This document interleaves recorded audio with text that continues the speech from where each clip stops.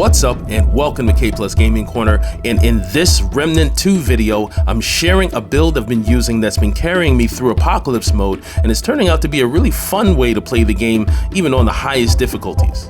I've even had to double check my settings on a number of occasions to make sure I was in fact on Apocalypse difficulty, because with the speed you'll be taking down enemies and those elites that pop up, you'll think the settings are on veteran or survival mode. So let's not waste any time and get right into it. Starting with the archetype classes, we're going with the Alchemist as our main and the Invader as the secondary class. I actually slept on the Alchemist class for a while, but using it for a bit now, it's quickly become one of my favorite classes, up there with the Archon and Gunslinger in my opinion, as probably the best class in the game with all the buffs and perks that come with it. The prime perk for the Alchemist is Spirited, which allows you to have an additional 3 concoctions active, meaning you can have 4 concoction buffs going, really up to 5, which is crazy since in this game you usually can only have 1 concoction active at a time unless you have the Feastmaster's Signet Ring or the Brewmaster's Cork Amulet. I'll get to those a little later, but the main point is with the Alchemist as your main class, you can drink those concoctions to your heart's content, and it reminds me of the original Remnant from the Ashes game when you could have as many concoctions active as you could get your hands on. The Alchemist archetype isn't too hard to unlock. If you don't have it, just gotta head to Loathsome, and when you're running through the streets, just look for and stand next to random sewer grates, and at some point you'll be pulled in by an elite enemy that you'll have to kill. It's only tricky since you'll have to fight in a tight area, but once you kill him, you'll have the engram to take back to Wallace at the ward, and you'll have your Alchemist archetype. You'll want to level this up to 10 to be able to use the Elixir of Life skill, which gives you Living Will once activated. Basically, this gives you some excellent health regen, can revive fallen allies, and protects you against fatal damage.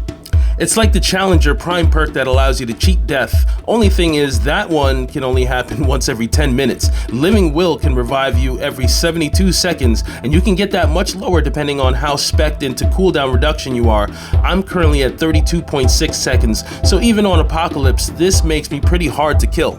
Some other buffs we're getting with the Alchemist is the Liquid Courage damage perk, which gives us a 25% increase to all damage and an extra 5% crit chance.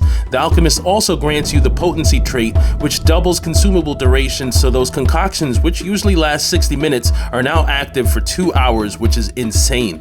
When it comes to the Invader class, which we have as our secondary, this makes us even more unkillable since we're using the Void Cloak skill, which grants you an automatic perfect dodge when you take any damage while it's active. So once you activate this skill, anytime an enemy gets you, you're not taking any damage, but instead perfect dodging to safety. And not only that, this move spawns a decoy for 3 seconds that takes some aggro and allows you to perfectly counter whatever trouble you might have gotten into.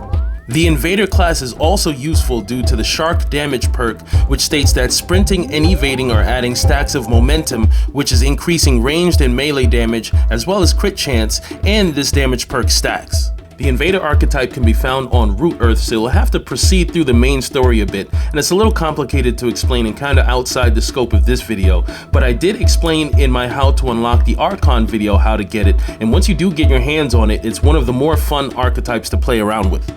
Moving on to the amulet, we're using the Legacy Protocol, which is one of the main ways we're reducing those skill cooldowns by 20% and is also increasing skill duration by 15%, so we're getting our skills back faster and both will last longer, making them much more effective.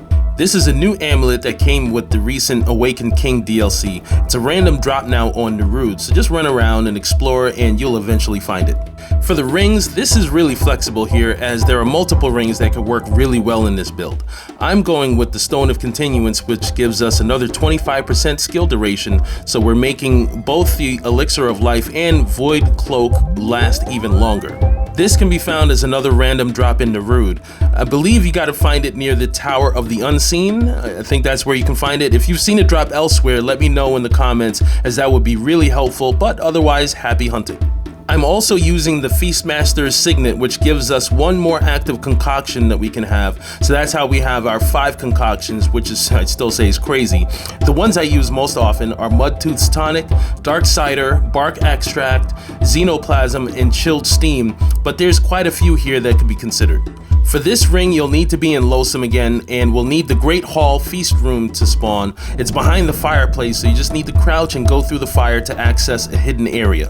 I'm also using the Black Pawn stamp for some extra skill cooldown and the Fey Protector's signet for some extra health and stamina as well as lower encumbrance, but that's up to you based on how you might have your character set up.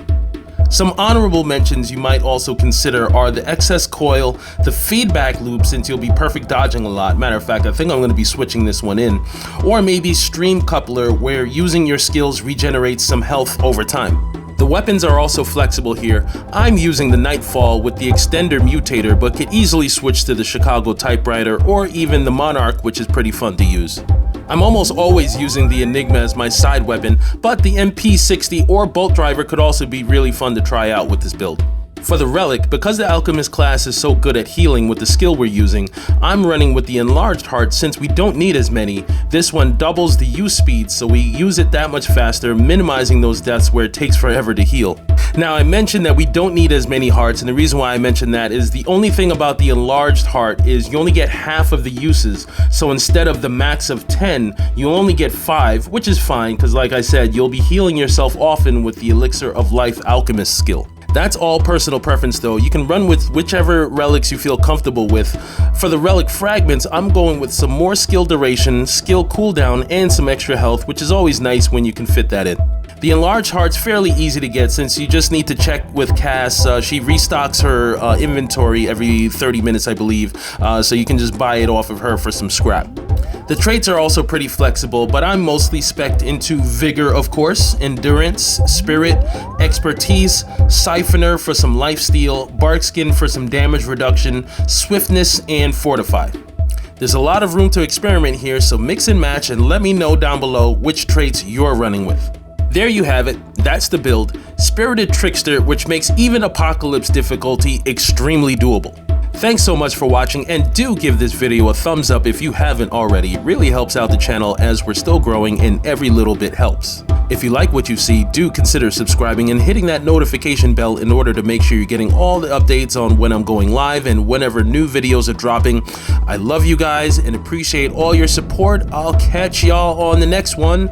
Until then, peace!